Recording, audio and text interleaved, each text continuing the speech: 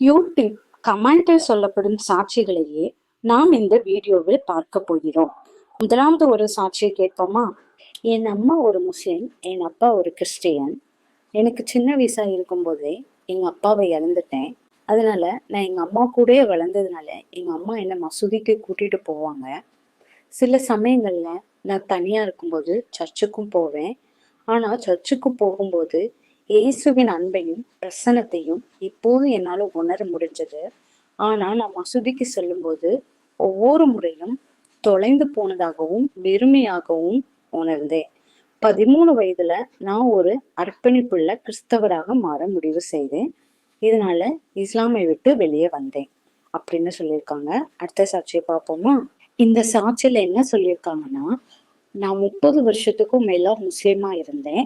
காலையில தொழுகைக்கு முன்பு அரபி மொழியில தான் தொழ ஆரம்பிப்பேன். ஒரு நாளைக்கு 5 முறை ரமலான்ல நோன்பு இருந்தேன். அது மட்டும் இல்ல, இந்த இஸ்லாமியத்தின் மற்ற அனைத்து அர்த்தமற்ற பணிகளையும் நபிகள் நாயகத்தின் ஹதீஸ்களையும் கடைபிடித்தேன். இந்த ஹதீஸ்கள் அபத்தமானவைன்னு சொல்லியிருக்காங்க.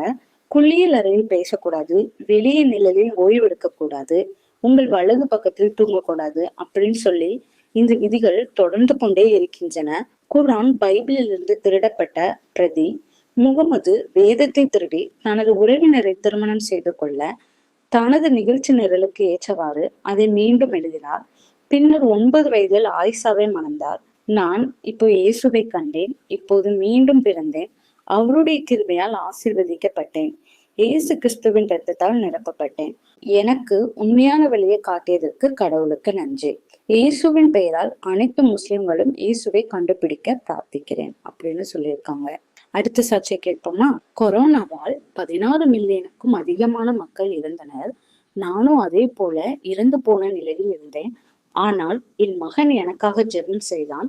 10 நாட்கள் மயக்கத்திற்கு பிறகு நான் மீண்டும் இழுத்தேன்.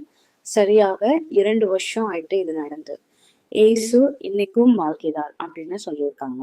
அடுத்த சாட்சியை கேட்போம்.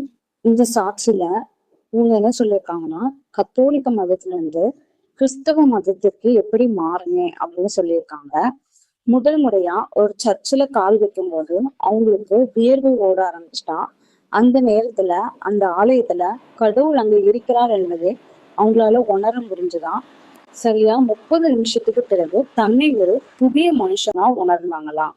ஆனா கத்தோலிக்க மதத்திற்கு சென்ற பொழுது பல ஆண்டுகளாக அதை உணர முடியல அவங்களால. அது காணாமல் போயிருந்துச்சான் அப்படின்னு சொல்லியிருக்காங்க. அடுத்த சர்ச்சையை கேட்போமா?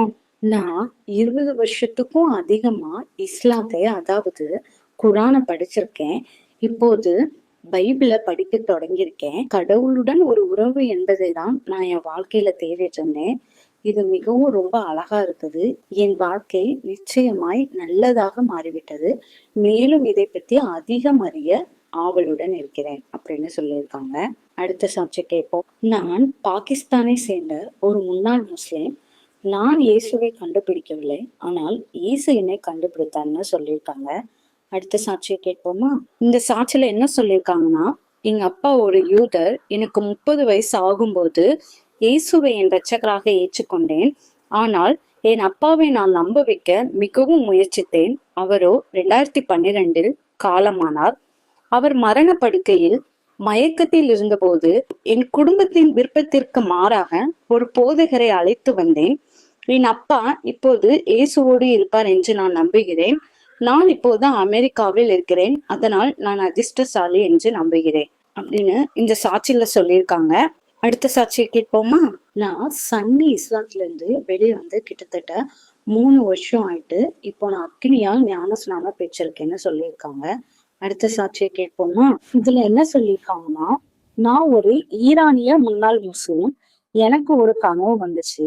அந்த கனவுல என் உடல்ல சிலுவை பிடிக்கப்பட்டிருந்தது. இந்த கனவு என் வாழ்க்கையே மாற்றி போட்டது. இப்போ நான் ஞானஸ்நானம் பெற்று பைபிளை மட்டும் படிக்கிறேன் அப்படின்னு சொல்லியிருக்காங்க. அடுத்த சாட்சியை பார்ப்போம். இந்த சாட்சியில என்ன சொல்லியிருக்காங்கன்னா, சரியா வலிப்பு வந்து 2 நாளைக்கு அப்புறம் நான் குடிச்சிட்டு தூங்கி விட்டேன். எனக்கு முழு சுயநினைவு இருக்கு. அப்போது கர்த்தர் அங்க நின்று கொண்டிருந்தார். நான் அவருடைய காலில் விழுந்தேன். அப்போ அன்பும் அமைதியும் என்னை சூழ்ந்து இருக்கிறதும் முழுமையா உணர்ந்தேன். நான் அவருக்கு அருகில் நின்றபோது மக்கள் அனைவரும் நரகத்தின் வாசலை நோக்கி நடந்து கொண்டிருப்பதை எனக்கு காட்டினார்கள். உடனே நாம், ஆண்டவரே இயேசுவே, நீங்கள் எனக்காக செய்த அனைத்திற்கும் நன்றி. மீதமுள்ள நேரத்தில் நான் உமக்காக வாழ்வேன் என்று சொன்னேன். நான் இப்பொழுது ஆண்டவருக்காக வாழ்கிறேன். முடிந்தால் எனக்காக ஜெபியுங்கள் அப்படின்னு சொல்லியிருக்காங்க. கர்த்தர் நாமே இந்த சாட்சிகளை ஆசீர்வதிப்பார். நீங்களும் உங்களுடைய சாட்சிகளை கமெண்ட்ல ஷேர் பண்ணுங்க.